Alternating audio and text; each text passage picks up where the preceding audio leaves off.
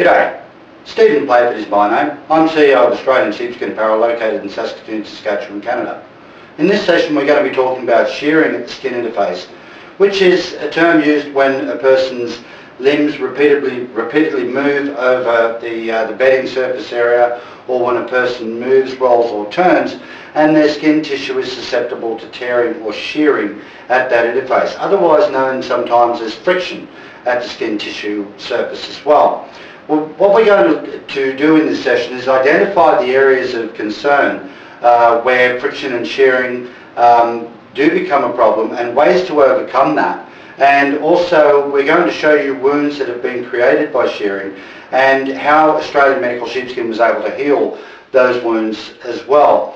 In many circumstances, when we have elderly individuals, we have very thin skin tissue, and it is very susceptible when a person moves, rolls or turns in bed. They're very susceptible to tearing that skin tissue.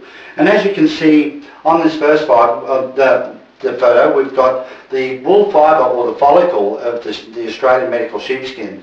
And the beauty of that fibre, not only as we've talked about in pressure reduction and we've talked about moisture reduction and being able to wick away the moisture content, is that every one of those follicles or fibres will actually move with the skin tissue when a person moves, rolls or turns in the bed itself, or on the lazy boy, the chair and such. And that enables the skin not to get caught so much and to be torn by the bedding surface that is creating friction or shearing at that skin interface. So you can see that the wool fibre or the follicles do move very effectively with the skin tissue itself. As we move on, you can see that this lady is laying on the Australian Medical Sheepskin in the hospital bedding surface.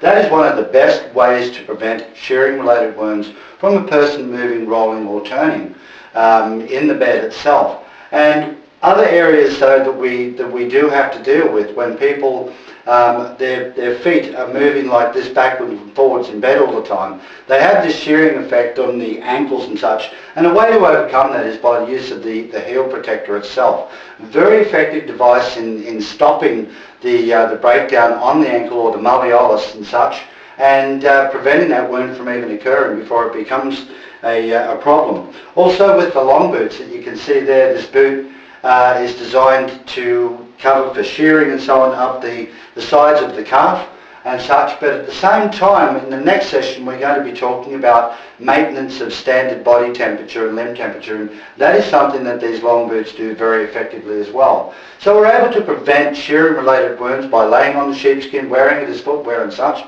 But if we do happen to have a wound that has already occurred on an ankle bone or whatever the case may be, we are actually able to treat that wound with the use of the sheep's orb wound dressing as well. We're about to show you some photographs that are quite graphic in nature. They are a wound on the malleolus or the ankle, so viewer discretion is advised. The next slide that we're looking at here is the sheep's orb disposable wound dressing that is used directly on the open weeping wounds that we're about to now show you. That's the wool fibre side and the leather side of the product.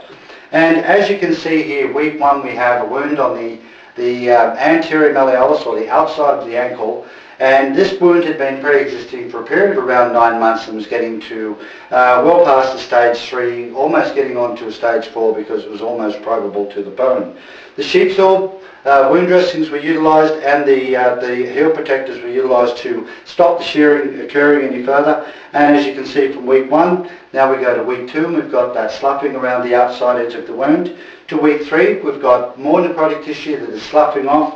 To week 4 you can see that we're down to a tiny little piece of necrotic tissue left on the ankle, and week 5 that wound has completely healed. There are many more examples that we have to show you for shearing related wounds.